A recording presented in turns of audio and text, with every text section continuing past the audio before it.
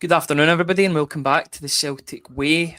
We've done a morning briefing before. We've done evening briefings. We're going to do an afternoon briefing, a TCW React. We bring you these after every single Brendan Rodgers press conference, pre-match press conference. TCW React to Brendan Rodgers press conference as he gives an update on both Idah and O'Riley's futures.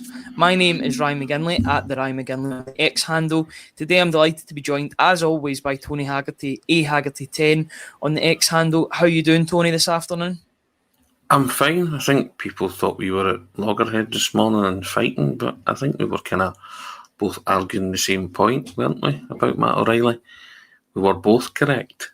You were saying that if the deal was done subject to a medical and all that, then he wouldn't play.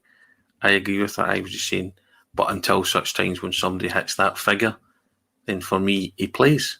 You know, I wouldn't bring him out the team for anything like transfer speculation entering his head because he's not that kind of player. And you were saying that the board wouldn't risk it. I agreed with that. So I think people were kind of getting the wrong end of the stick about. I was getting a bit animated about it, but I agree with what you're saying. If Celtic sign, seal, and deliver a move for Matt O'Riley and there's a game on this Saturday, there's no way he's going to play and jeopardise multi-millions coming into the club. But until that figure is triggered and hit, I was saying I would still play him. There is no risk for me of not playing him. That was the point I made. Maybe people didn't understand that. Happy to clarify that, Ryan. Yep. And there's a neutral party. There's a neutral party in here, Graham Caldwell, fresh off of a great result last night for St Mirren in Europe. So good to see Graham in the chat. Hi to Dennis, hi to Hazel, hi to 420 somewhere as well. Everybody, Hazel, just good old-fashioned debate. That's it. I think that's a good place to start, actually, on Matt O'Riley. Yeah. We can go to the end rather than to the start, and we can touch upon Callum McGregor, maybe a wee bit of Bosun Lawal as well, which wasn't asked in the press conference. I thought it would have been because that's kind of breaking news over the past few hours. Matt O'Riley, it looks as if he will play on Sunday by all accounts, unless something extraordinary happens between now and Sunday afternoon. And Brendan Rodgers talked about just how professional Matt O'Riley has been, and when all this speculation has been going about, he's clearly dealing with it better than what he did in January, where he allowed his performances to falter a little bit. But couldn't have spoke about him in higher terms, could he, Tony? No, and I think we are. It was only after I spoke to my father after the podcast, and he said we were both right, because I think that's exactly what will happen now, Ryan. He will play because he's contracted to be a Celtic player until that figure's triggered and a deal's in place. I don't have and that was the kind of point I was making. And then when that deal's in place, he won't play. He will be in the stand because, I say, Celtic won't want to jeopardise that. But I have no problem with Matt O'Riley being the consummate professional. Speculation won't get to him. He's spoken before about he had chats with his psych. What would you call him? I called him a guru the last time, but he's got somebody that he talks to. Mental coach. Yeah, mental coach. Yeah. So, and he dealt better with it afterwards. But that was the big thing about Matt O'Riley. That was the first time that had ever affected him in his career. That kind of speculation, and he admitted that that was something new to him. Maybe it did go to his head because he said his form dipped, so that's fair enough. But he's certainly in a better place mentally and physically now, in every way, to deal with it. And the manager trusts him. So I think you're right. He will play until such times when somebody, as the old pinball machines, somebody hits the jackpot and it starts ring, ding, ding, ding, ding, and then that's it. But I say that I don't want him to be sitting in the stands when he can affect the outcome of football matches because you drop him because speculation's getting to his head. It won't. That was the kind of point I was driving at this morning. I just think he's vital to Celtic just now, because people say, leagues are won down the stretch. Leagues are won over the course of a season. 3 points now, as I say, that 3 points in August are just as vital, as important as 3 points in April or May. So as I say, I'm playing him until such times when somebody triggers the value. If they do, my thoughts are I'd love to keep him, and the manager hasn't really ruled it out, has he? No, absolutely not. And I just want to read out the quote from Brendan Rodgers in full, because I think it encompasses all the players, not just Matt O'Riley. There's other players that face speculation, but everybody's dealt with it brilliantly. So the question that was posed to Brendan Rodgers, is that the case with the Matt O'Riley situation? As the season has already started and you don't know what the end result will be? Brendan Rodgers' response to that was, yeah, but it's just framing it for the players. I've spoken with the players on that this can be a difficult period. There is a lot of emotion and emotional leverage being used by agents and all sorts of things going on to try and get players. You just have to manage it as best as you can and keep the team focused on what you want to achieve over the course of the season. This period is a difficult period naturally for players and for everyone. We can only keep our focus on the next game and the next training session. Thankfully, the players have been absolutely brilliant, I have to say. The behaviour and the respect shown to everything we've been trying to do has been brilliant, even though there has been speculation. For the likes of Matt, he's been fantastic. People might say, do you have to be not nice to get a move? And that's not the case. He's a good guy, his training is exemplary, and if a club meets the valuation that the club thinks he's worth and can go, then that will happen. I repeat, the value of the players will have to be matched before the club can consider it. I think that last bit's important, Tony, because it seems, those reports came out a couple of days ago about Brighton potentially meeting the valuation.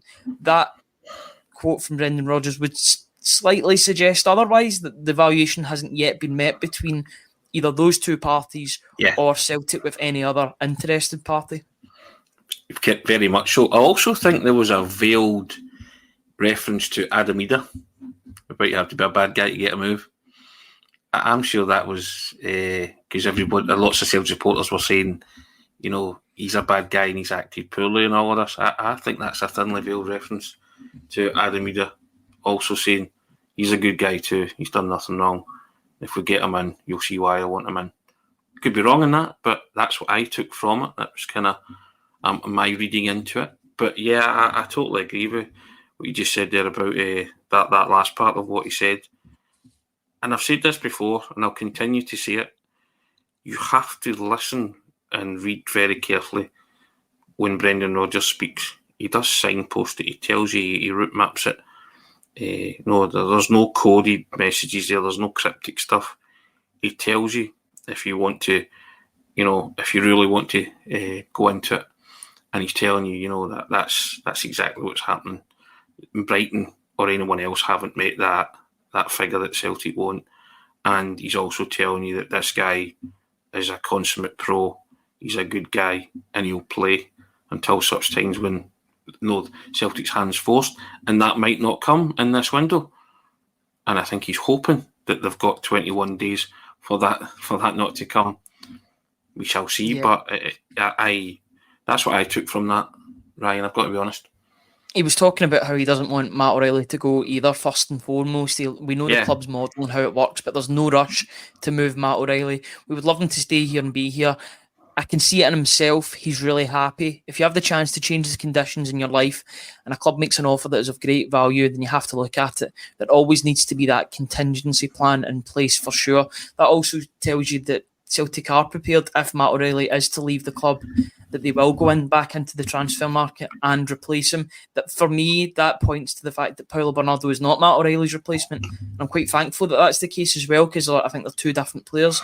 Bernardo can maybe get to the level of O'Riley in a couple of years, but for now, I think Celtic will need to get a goal-scoring midfielder if Matt O'Riley leaves the club. Yeah. But if he doesn't and he stays, then Celtic could be all the better for it. Yes, they won't be as rich financially, although they are still rich financially at this moment in time, but they've got an elite level player in that midfield, and a midfield of elite level players in Hatate, McGregor, and of course O'Riley. Of course, and that was also asked of him, the way that midfield started the season, and he spoke about them in glowing terms, didn't he? And he wants to hold on to them. There is no two ways about that, Ryan. But you can't control what other clubs do, the behaviour of other clubs, and when they will come in and hit your target figure. Again, I stress if that happens. But if Matt O'Riley stays, everyone's a winner. Brendan Rodgers is a winner, the Celtic team are the winner, the fans are a winner, and we are desperate for him to stay. So the next 21 days, or 20 odd days, it's 21 days and counting because it's the 30th and this is the 9th, but those days are going to drag in, aren't they? And every day is going to be the same Groundhog Day. Has somebody hit the figure? Has somebody hit the figure? And you'll be counting them down. But, I have no qualms about Matt O'Riley's ability to perform in those days for Celtic, and in the future if he stays. And I think the manager's really relaxed about it, and I think he is all over this, Ryan, in terms of the transfer window and what they need. I know for a lot of Celtic supporters, players aren't coming in quick enough, but he's stressing it has to be the right player, and he stressed again that might take us up to the end of the window. So he himself is doing his due diligence, and he wants to get in players of quality. And he also said that Celtic can't afford to get it wrong. And I think that was another reference to last season recruitment, when, was it 9 of the signings didn't play at all or feature. So I think he's sort of saying, look, this is what happened last season. They brought in a plethora of players who turned out to not be good enough for the club. Now, they won't do that again, but if we bring in 1 or 2 on top of what we've got, and that's for me, that's a left back and a centre back, because he said he knows he's aware of the positions that need, and you get that quality in those positions, then he'll be happy with that. But he's taking his time over it, and I'd rather do that. But then the proof of that is in that pudding, Ryan. Come the 30th, Celtic have to be stronger. Because this is all we've got to go on now. The manager's words, and he's kind of signposting, saying, "Look, I'm on it. I'm aware. There is contingency plans there if Matt goes, so they would have to kick in pretty quickly, wouldn't they? In that sense, if Matt O'Riley is sold." But I think Brendan is also thinking that there's a good chance Matt O'Riley might stay. Mm-hmm. Yeah, I think it's important to caveat that 1 or 2 comment as well, which was used for the headline of the article. It is important. I think it's an important turn of phrase that Brendan Rodgers has said, 1 or 2 players after Adam Idah. I'm hoping by the end of the window that it can be done with some others. God willing, we can get that sorted, that being Adam Idah, along with 1 or 2 other players. I guess that he means 1 or 2 players if the squad stays as it is at this moment in time. If Matt O'Riley was to leave the club, then they would have that contingency plan would have to kick into gear. I don't think if they were to lose Matt O'Riley, they would need to go into the transfer market and replace him, because that's 37 goals they'd be losing, 37 goals and assists rather they'd be losing in a player of Matt O'Riley's quality and stature. So that's what I would read into it. Seems as if Adam Idah, the fact that he's acknowledging Adam Idah as well, would point to the fact that I think it's pretty far down the road. I think he might know that he's got his man, or he's close to getting the man that he's wanted all summer, but he's looking for those 1 or 2 others. Maybe those 1 or 2 others can be the ones that you get at the end of the window when other teams are assessing their squad, they're assessing their squad list, and they can bring them in at the end of the window for a good price or a loan deal if that's the case. Is that the way that you read it as well? Completely and utterly, and I think as well, I mean, the English season starts tomorrow, and I think lots of clubs will be, jockeying into position in terms of their squads. And I think Brendan's all over that too, in terms of he's very aware. He's aware of most markets, but the English one's certainly one that he knows really, really well. And I think he's waiting to see what's available from that come the last week of the transfer window, last couple of weeks. The problem with O'Riley is that if somebody does trigger that a magical figure, time's of the essence, isn't it? And I would hate for Celtic to, agree to let Matt O'Riley go, but then leave themselves short of time to conclude a deal for someone else. But I think the manager's kind of saying there, look, we have contingency plans. If that eventuality does happen, then we know what we're going to do. And again, you go back to that trust issue, Ryan. You trust the manager's words on this. And again, he was talking about that they have to be the right player in recruitment being paramount to being successful in Europe. Okay, they have until the 30th of August to back that up, haven't they? The hierarchy have to back the manager's words up with actions then, haven't they? Absolutely, yep. Actions speak louder than words, or rumours, as is the case. There was something that I was going to say, and now it's completely came out of my head. In fact, I've just remembered that again. There was a great quote that I read the other night. I don't know exactly where I read it, and it was about Matt O'Riley. It might have even been on a message board or something like that as I was scrolling through. The best possible scenario is if Matt O'Riley stays at the club for another season. The second best scenario for Matt O'Riley is that he leaves immediately. And it's crazy to go from one situation to the next. But if he leaves immediately and that valuation is met, then it gives Celtic time to properly and adequately replace him. And they've got enough time. If it's another 10, 15 days down the line, you would hope that their due diligence has already been done at that point. Yeah. But you're starting to scramble. It's much like in the Dembele ilk of things, where you're scrambling for another option. And other clubs know that you're scrambling for an option too, so the prices may be up, or they might not be willing to do a loan deal with you. But what do you make of that analogy? Do you agree with that? That's when it becomes problematic, doesn't it? And I think Celtic have to set themselves some kind of limit on this and speak to the player and say, look, if somebody hasn't came in by or hit that figure by, I don't know, what would you say, the 23rd? That's a week, yeah. Then say you're staying. You know what I mean? Set some kind of limit on it themselves, because somebody could come in on the 28th or the 29th, right? You know, and you've no time. You know, so I would like Celtic to, but maybe not make that public. Just sort of set their own deadline on it, because if that is the case, then I guess it would be. I'm saying it'd be beneficial. It would only be financially beneficial to Celtic, but Celtic need to plan. You know, they need to know from the ones that are interested, are you going to do this? Are you going to hit this figure? You know, if not, then you're wasting everybody's time. And I can see where the comment or whoever made that statement is coming from on that. My preference is to keep him. I just want to keep him for another season. I really do. How they do that is another thing. But I'm not ruling out the fact that maybe Rodgers has persuaded them to stay and play in the Champions League, because those clubs who are there, the clubs who are there just now will be there, and more so in a year's time, won't they? Because he'll go into the Champions League, and I think he'll showcase his talent brilliantly there, and he's got a lot more games to do that. So I wouldn't put it past Rodgers telling him that and saying the Atletico Madrids of this world and Juventus will be back. You know, set your sight. I don't know if he wants to set his sight higher than Brighton. It's purely up to Matt O'Riley and the two clubs and his agents who he signs for, and if he does leave. But I think he can hold out for something better.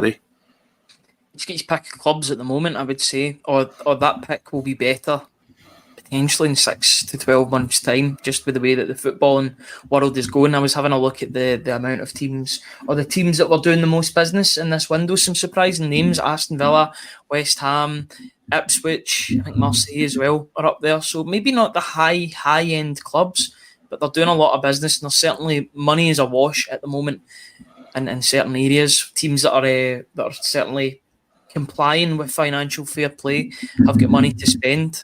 I just want to read out the talk about recruitment from Brendan Rodgers, because it seems like every single time Brendan Rodgers is asked in a press conference, he'll go on a bit of a monologue about recruitment and what it means to the club. So I'll just read this out in full. So the question was, you mentioned European football. The club has a large surplus of cash in the bank, and if we're going to strengthen, I think it was one of the fan media comments that actually asked this, and have a real crack at the Champions League, then surely it's now or never this season. Is that right?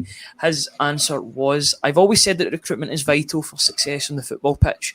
Bringing in the players that allow you to elevate the game, especially when you go up in the Champions League, then the recruitment of players is crucial, especially in the big clubs. If you don't get it right, then you have very little chance to put it right. If you don't bring in a player that suits your style and is suitable for the football that you want to play, improving that player when there's very little time is very difficult. That's why you want to get in not just a player, but the right player who can elevate you in the team's game and that he's a sufficient level. It will allow you to improve. That's absolutely key. I'm looking at the end of the window for signings, and that is when you can judge. I know that supporters want to see that team on the pitch, and as managers, we want the players in quickly and integrated. At the end of it, if we can get to the end of August and have a stronger squad than what we finished with last season, then it will still be a successful window for us. The point you make is absolutely correct. To have success in the football pitch, you need to recruit, and you need to recruit the best possible players you can if you want to achieve in European football. Now, I know the other day he did come out and say that he isn't sending messages to the board about recruitment or anything like that, but that's a strongly worded message as to where he wants Celtic to be in this transfer window, and the fact is that Celtic probably aren't at that position just yet where they can integrate these new players, apart from Schmeichel, Sinisalo, and in the last week or so, Paulo Bernardo. He wants Celtic to get to that area where they are competing in Europe, and in order to do that, they need recruitment. Yeah, at the end of the window, that sentence there, Ryan, leapt out at me. He's taking it right to the wire in terms of looking at what's available. And it wouldn't surprise me if in that last week Celtic do business for players, because he's looking around, and I think he's just sort of, again, off the top of my head, and just I get that's another signpost for me that the last week of the window could be hectic, the last few days. Not scrambling, but hectic in terms of business, in terms of bringing in players. You just want to make sure that he's getting it right, taking their time over it. That's what it kind of said to me. And we all know that Celtic can't afford to get it wrong again as badly as they did last year, because that was those were terrible signings that they made at times. Not terrible, but in poor in sense of that there was lots of non-contributors there, and you just can't be lashing out cash on non-contributors. O's gone. Kwon's not really made an impact. Yang's been a bit part player alongside the likes of Odin Thiago home, but he's getting more and more minutes. Paulo Bernardo had some big moments, so you say to yourself, right, okay, let's take it from there. But I'm still a bit buoyed by what he said today, that he's still all over it, and he's those gaps in the side that we've all identified will be filled by the end of August. In addition to Adam Idah coming in, the Matt O'Riley conundrum will roll on until August the 30th, sadly. But I'd like to think Celtic might put some kind of time limit, but not go public on that. But I guess it's a wait and see, isn't it? Certainly is. A couple of bits of housekeeping about the rest of the press conference. Firstly, I want to touch upon the Bosun Lawal story. It seems as if Bosun Lawal will be heading out of Celtic permanently to join Championship side Stoke City next season. I think a fee of around £2 to £3 million has been agreed between the two clubs. Just quickly, what's your overall opinion on that? Do you think it was one that he wasn't going to make the grade, and that it's good that Celtic have actually managed to get some cash for the player? I think the fee that they're talking about is as good as it's going to get for Bosun Lawal in terms of, I think that's pretty decent for a guy who's had very little impact on the Celtic squad, and the manager gave him his chance, didn't he? Shot in pre-season and had a look at him, and he went public and said he has to do more, him and Thiago home. So one of them clearly took it on board. That's Thiago home, and if Brendan Rodgers is sanctioning a move for Bosun Lawal, then he's probably thinking Odin Thiago Holmes got a better chance of making his first team than yourself, and maybe doesn't want to stifle the guy from playing regular first team football. Lots of people kind of went overboard about the fact he had a stellar season for Fleetwood. He was their best player. They still got relegated, Ryan.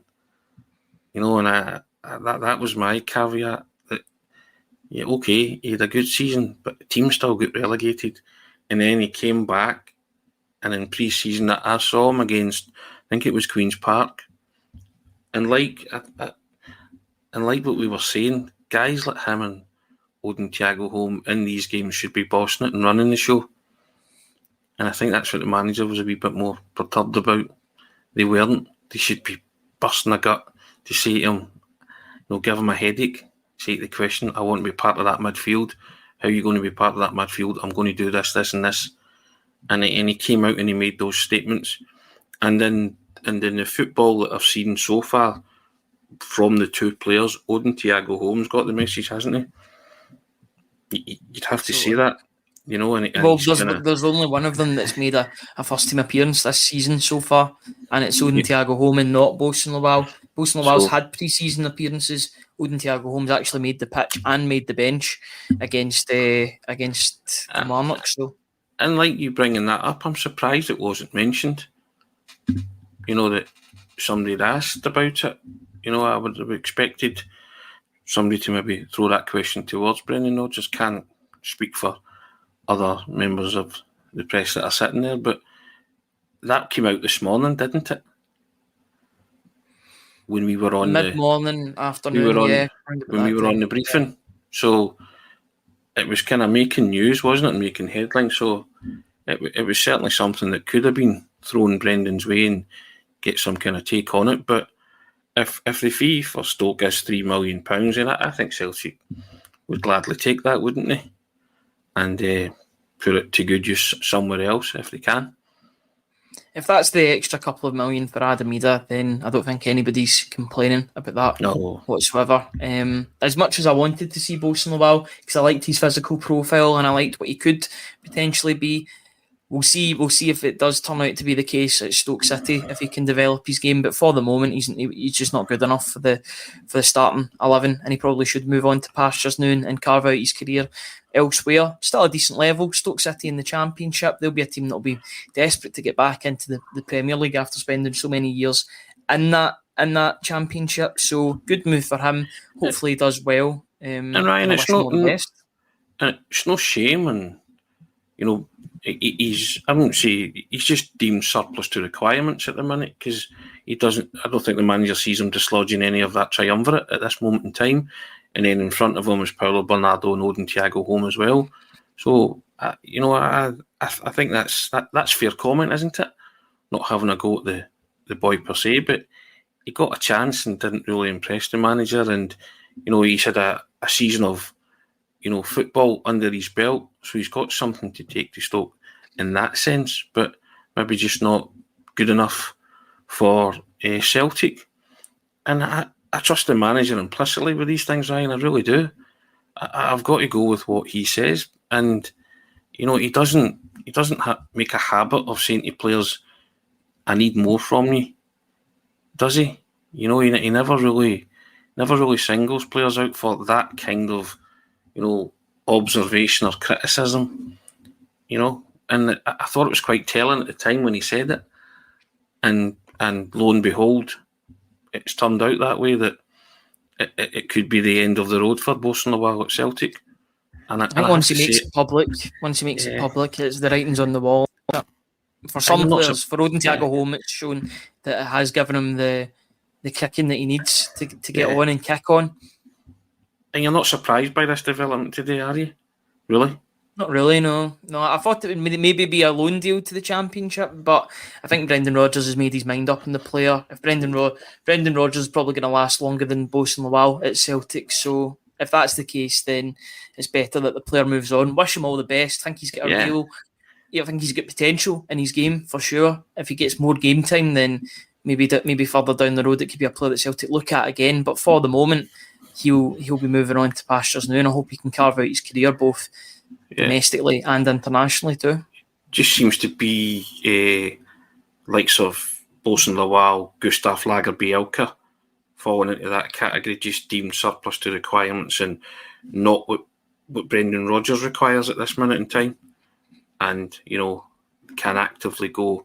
Mike Nawrowski might fall into that, but he's injured at the minute, isn't he? So, you know, just need to wait and see developments on that. But you feel that he's going to be the same, don't you?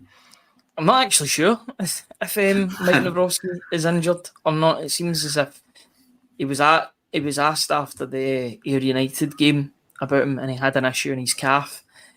And it seems like since then he's not really been asked about it. He might have been asked here or there in passing, but there's not been anything. You know, for a £4 million player, I would want to know about his current condition, because £4 million player for Celtic should be starting games. If not, there's a problem there, or you've got your recruitment wrong, which has not been the first time that has happened in recent seasons and in recent years. But there is good news on the injury front as well. Right at the end of the press conference, I don't even know if it might have made the video or not, but Idah and O'Riley has been confirmed as being fit by Brendan Rodgers for Sunday's game. Absolutely brilliant to see that. It'll be great to see Idah and O'Riley back in the team. You'd assume that he would start, Tony? Straight back in for me, Ryan. Yeah. I love James Forrest and what he brings. Yeah, him and, Dyson on the left, Kuhn on the right, Kyogo through the middle.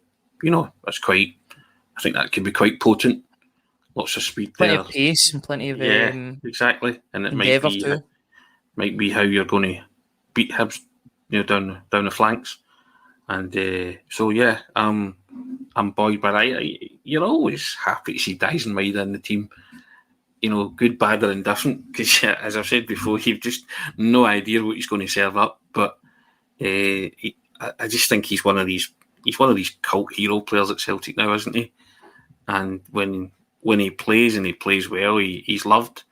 And they missed him last week. I know James Forrest was excellent, but I think Celtic are going to be, with James Forrest this year, they're going to manage his game time, aren't they? Because I think when James Forrest plays, he's going to have to contribute, and he did contribute last week. I thought he was excellent when he was on the park, and that's what I want from James Forrest. I don't want James Forrest to be a passenger in any games. I want big contributions from him, and I think if you manage his game time, you will get that. Yeah, I think less is more sometimes with James Forrest, and he can make an impact. He just needs to. I noticed that at the game on Sunday as well. He was timing his runs. He wasn't just running for the sake of it. He was putting effort into runs that will get him places, and in others he wasn't. He's got to just learn, or he's got to conserve his energy, because he is an older winger. Not that he's an old person, not by any stretch of the imagination, but he.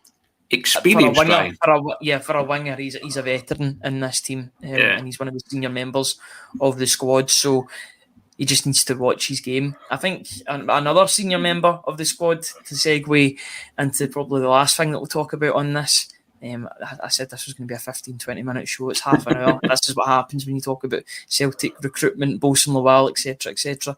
Callum McGregor, obviously it happened after the morning briefing. Brendan Rodgers was touching upon it as well, about hailing his international career, but it's been announced that Callum McGregor will step back from international duty and retire after, 62, 63 caps, I think, round about that total. It's sad news for the Scottish national team, but a bit of a benefit for Celtic, and Brendan Rodgers even alluded to that as well, didn't he, Tony? Yeah, the manager was saying from selfish reasons it's great news for Celtic. For the country reasons, then I think Callum kind of decided, with the exception of going to a World Cup, and that's maybe beyond him now, isn't it? In terms of Scotland, because he would be 33 by that point. Yeah, so and maybe Steve Clarke would think that would be a bit old to take him to a World Cup should Scotland qualify. So.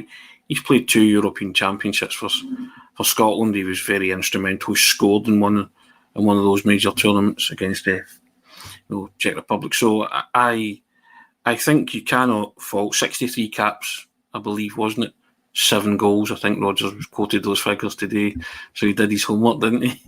63 and 7. Yep. Yeah, 63 and 7. So yeah, and he's been a tremendous servant for Scotland. But I think in terms of himself, I interviewed him the other week, Ryan, last week, and honestly, he is as lean as anything. He must really look after his body, and the manager touched upon that. He's a consummate pro, and he's just constant. It's like if he has a rest day, he's in thinking about the game and stuff like that. So, if he can give that to Celtic, then he can prolong his Celtic career for a long, long time. And I think Scott Brown stopped playing for Scotland, ended up going back, but he got some wonderful years. Brendan Rodgers got some wonderful years out of Scott Brown, didn't he? When everybody said he was coming to the end, he was maybe washed up, he was finished. No. And nobody feels like that about Callum McGregor, but players know, don't they? Players know when it's time to hang up the international hat. And I think he's made a decision for himself. And he won't have taken it lightly because he loved representing Scotland. He went everywhere with Scotland. He always turned up and answered his country's call, and I salute him for that. But if you're thinking from, like the manager, from a selfish point of view, what a boost for Celtic. He will get proper rest time now, Ryan, in between, international breaks and stuff like that. And that's great. And he will prolong his Celtic career big time. I want the club to look after Callum McGregor, because I think in the case of Scott Brown, and I agree with absolutely everything that you've said, but he went on a season too long. As Jamie Carragher said a couple of months ago, actually, leave the football before the football leaves you. And I think that's what Callum McGregor's done with his international career, which is great to see. I did see a lot of contrasting comments about Callum McGregor. I think he's been one of Scotland's best players over the past 4, 5, 6 years. So that confused me ever so slightly. Steve Clarke rates him. A lot of the Tartan Army, the vast majority of the Tartan Army, have him as one of their first picks in the national team. So I think he'll go with the majority of people's blessings and best wishes. And he's just been a tremendous servant for Scotland too. Scored Scotland's first major tournament goal in X amount of years, since 1998 to 2021. If you do the maths there, maths has never been my strong point. But he's the first player to score. 23 years, right? 23 years. Perfect. I'm English more than maths, that's for sure. But yeah, he was an important player for Scotland. Scotland have a lot of young talents coming through in the midfield. Lewis Ferguson probably been one of the standouts, Billy Gilmore too, as well as a few others. So it's good that he's making way, but his contributions for Scotland won't be forgotten in a hurry. That's for sure. Is there anything else that we need to touch upon about the press conference or anything? I'm just having a think to see if there's anything that we've missed potentially. We've talked about recruitment. We've talked about Callum McGregor. We've talked about Hibs. Do you want to talk about Hibs ever so slightly? Yeah, I think that's a good one. Yeah, he was asked a question about David Gray, wasn't he, the Hibs manager, and he spoke about him and said he wished David all the best. But listen, it's one of those quirks of football and fate, isn't it, that when Celtic beat Hibernian at Easter Road in February, when Adam Idah scored the 2 penalties, that was Rodgers' first league win against them, wasn't it? Mm-hmm. At Easter Road. And it just seems strange that in both, Celtic did an invincible season and all that, and they hadn't beaten Hibs. Easter Road, can't remember. I don't think Hibs were in the league at that point, were they? But just one of those kind of quirks of fate that you think, why did they struggle at Easter Road, or you would have thought Rodgers' team would have beaten Hibs at some point, but they hadn't. So, and it's always been a close match with Hibs. It's always a challenge, certainly in both of Rodgers' tenures. I think this might be the one where Celtic, there's a bit of distance between them. Graham Caldwell's come in the comments, the St Mirren supporter, and told us that Celtic will tear Hibs apart down the flanks. Totally different game, totally different challenge, but I get where Graham Caldwell's come from. He's going on the evidence that was presented in front of him last week. So that fills you with a bit of hope, doesn't it? But Hibs have signed a couple of players since then, so it will be different. But I fully expect a wee bit of daylight between Celtic and Hibs on Sunday, Ryan, and I fully expect Celtic to rise to that challenge because they're playing very well at the minute, and I think they've got the football and game to cope with Hibs. And I even think that Schmeichel won't be too busy again. Well, I said the opposite. I said that Schmeichel will have a busier afternoon than he did against Kilmarnock. I just look at Hibs at Easter Road and I always think they're a team that up their game. They always up their game against Celtic. It's their first home game of the season, first home game under David Gray. So it could go either way, really. It could be a cakewalk for Celtic, or it could be a really difficult afternoon. I think it all depends on what Hibs turn up as well as what Celtic turn up. If the real Celtic turn up, well, a couple of things have to happen in order for it to be an adverse result, I would say. But if Celtic turn up and play to the best of their abilities I think there'll only be one winner on the day, but they don't turn up to the levels that they've been doing so far, and they have shown consistently in pre-season and into the new season, then they could be in for a shock. But a couple of things have to happen for that to be the case. But everything's going for Celtic. A good ground to play at, a very good atmosphere against a team that have been hurt in the last week over that St Mirren result. So I think all things bode well for Celtic, but they have to just perform and play at the best of their ability to get all 3 points. But I have predicted a win in the lineups that'll be out at 12:30 tomorrow as well. So that's something to look forward to. Anything else that you want to discuss before we go off? I just think you trust this team to go and get a result, don't you? Yep. I trust the manager now as well. Well, I say now.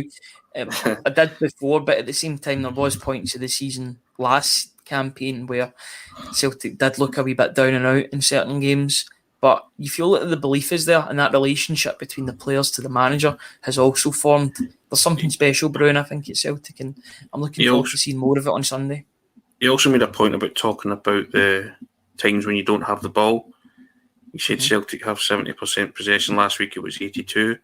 He said a lot of the team strategy has been about that 30% and 18% when you don't have the ball. And he said what pleased him greatly last week was the goal on the counter press, because they won the ball back off Kilmarnock, scored the opener from Hatate. So if he's working on these things and he's seen that coming to fruition, he's seen the players learn and develop, that pleases managers greatly, more than anything, Ryan. And I think he's now in that position where the players trust him and his knowledge and his wisdom, and he's imparting that to them, and that they're starting to make those on-field decisions without being cajoled into them or shouted at or told, you need to do this. They are now doing things that Brendan Rodgers wants his team to do automatically. It's instinct now. They're playing on that. And I think that's when you get to that point where the message is being driven home and the players are carrying out the manager's instructions to the letter of the law in the park. And you can see that because it's manifested itself in the results they've had in pre-season and the first result of the campaign, where they were head and shoulders above Kilmarnock. Yeah, fingers crossed they can get the 3 points and make it 6 points from 6 to start off their Scottish Premiership season as they go into League Cup action the week after against Sunday's opponents as well. It's a double header against Hibs, so they'll have to get used to playing against Hibs over the next couple of weeks or so. Thank you to everybody that's joined us in the comment section, or even just joined us to watch the video. We're on nearly 700 people on our second broadcast of the day.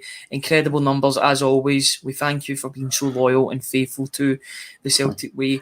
If you like what we do and you want to continue to support what we do, then please press that subscribe button on YouTube, completely free, and you'll be notified as to when we go live with videos, morning briefings, analysis videos after the game, reaction videos, press conference reactions, anything you can think of.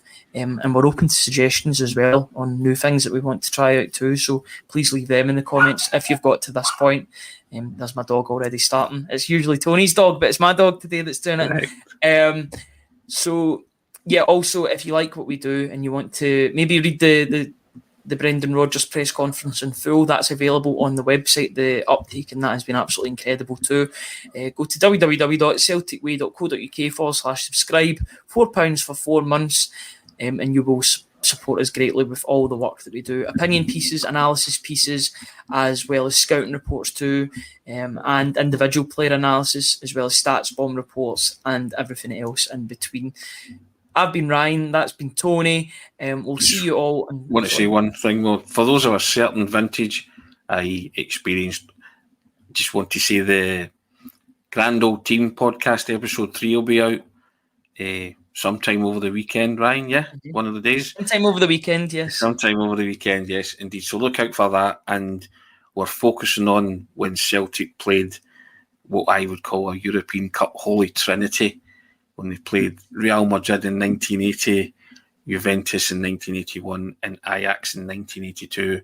So myself and Kevin McKenna poured over that great 3 years of playing some real European heavyweights, Ryan. Can you imagine that now, drawing Real Madrid, Juventus and Ajax, 3 years in succession. So if you were around then, you were at those games, you'll hear some wonderful memories from Kevin as well as myself. I was at all the home games, but enjoying the grand old team, and thank you for all your feedback, and that seemed to be going down well with everybody. And even if you're not of a certain vintage, tune in. It's great fun. You'll enjoy it. That'll be available on the YouTube channel sometime either tomorrow or Sunday, just time dependent and dependent on what else we've got going on, both on the website and on the YouTube page. But I will figure that out over the next hour or so when that'll be. Well, I'll actually make a premiere as well, so you'll know exactly when you can join in to the live chat as well. If you watch it as a premiere, you can join in the comment section. I'm sure there'll be people talking, maybe even reminiscing of the past as well, with Tony along with Kevin McKenna. Obviously, they can't answer what you're saying on the live feeds, but you can just react to what people are saying on the podcast, whatever Tony and Kevin are saying on the podcast. We will be live on Sunday morning, just after the team comes out, so that'll be about 11:15, half 11, round about that time. Yeah. We'll see what happens with regard to the team lineup, and we will react to the team lineup as well as preview the game, and then we'll react to the game after. Instant analysis, player ratings as well. It's all happening on the Celtic way, so get involved and please subscribe if you haven't done so already. Until then, have a very good start to your weekend. Enjoy the next couple of days, and we will be back on Sunday to preview all things Celtic v Hibs. Cheers, guys.